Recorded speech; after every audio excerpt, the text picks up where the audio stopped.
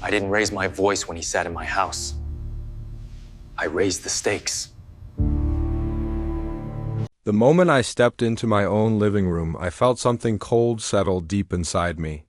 It was the kind of calm that only arrives when anger has already decided to stay for a while. The smell of expensive alcohol, sharp and out of place, mixed with the familiar scent of our furniture, making the space feel violated rather than welcoming. I stood there quietly, my work clothes still carrying the scent of oil and effort, a stark contrast to the scene before me. Another man sat far too comfortably on our sofa, right where my life had been built, piece by piece. He spoke as if the house belonged to him, his voice smooth and confident, his presence a deliberate intrusion. Instead of reacting, I watched. I watched closely, noticing details I might have missed before, the forced smile that appeared and disappeared too quickly, the stiffness in his posture that suggested fear, not excitement, the way his eyes avoided mine entirely. Years of a shared life had trained me to read what words try to hide, and that skill became invaluable in that moment. He talked about opportunity and influence, framing his entitlement as generosity. The arrogance was casual, practiced, and dangerous. I said very little, allowing him to fill the silence with threats disguised as authority. Power loves an audience, and I realized then that giving him anger would be giving him exactly what he expected. But preparation would give me everything he feared. When he finally left, the house felt heavier than before. The silence that followed wasn't relief, it was a revelation. The truth surfaced slowly, layered with fear and exhaustion. It wasn't a story of betrayal born from desire, but one born from coercion. I listened without interruption, letting everything come out without judgment. Pain demands space before solutions can exist. That night wasn't about confrontation. It was about understanding the full, terrifying shape of the danger we were in. I slept very little, not from fear, but from focus. Clarity sharpened my thoughts into plans. By morning, on the surface, routine resumed. I went to work. The house looked the same, but underneath everything had changed. I began documenting quietly and thoroughly. Every inconsistency became a clue. Every unexplained payment became a thread in a much larger tapestry. Every message left unspoken filled the gaps in the story he tried to sell. I learned how predators rely on silence more than they rely on force. Fear is most effective when it feels personal, isolating its victim. The more I uncovered, the clearer the pattern became. This wasn't random behavior. It was systematic, it was rehearsed, and it was repeated. That realization removed any lingering doubt. My course was set. I reached out to the right people without announcing my intentions. Discretion became our protection. Evidence replaced emotion. Facts replaced fear.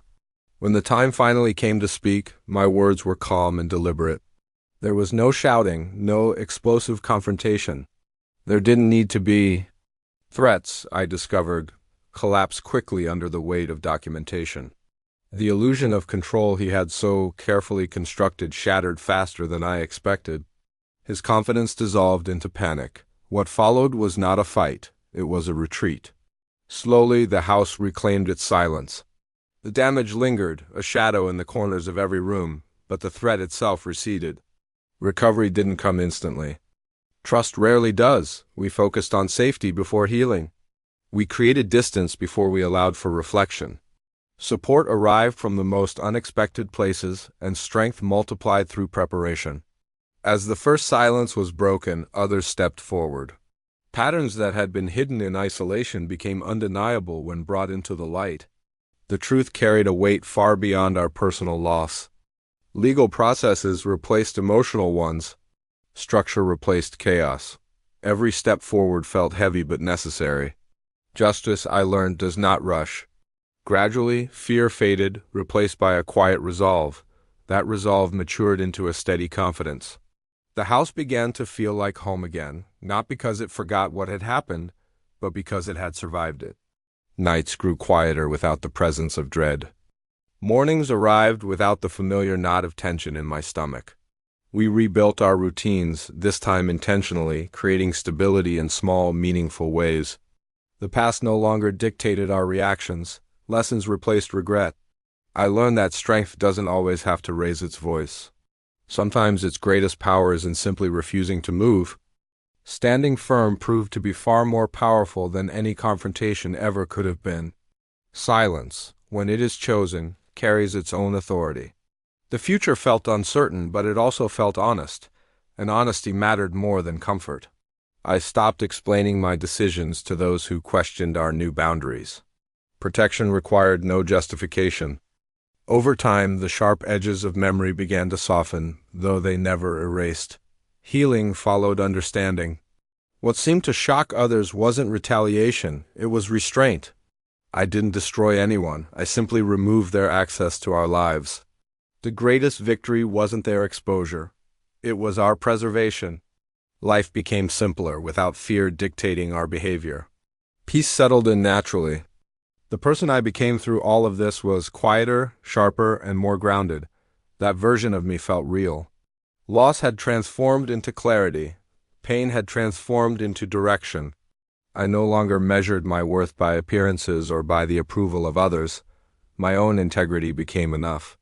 The story didn't end dramatically. It ended decisively. Some doors closed permanently. Others opened without force. I learned that protecting what matters most sometimes requires patience rather than power. That lesson stayed with me. Standing in that same living room months later, I felt no anger, only resolve. The space still held memories, but it no longer held fear, and that difference was everything. I didn't reclaim control through dominance or aggression. I reclaimed it through truth. And in choosing preparation over rage and dignity over reaction, I rebuilt a life no longer shaped by threat, but by a strength that was earned quietly and kept deliberately.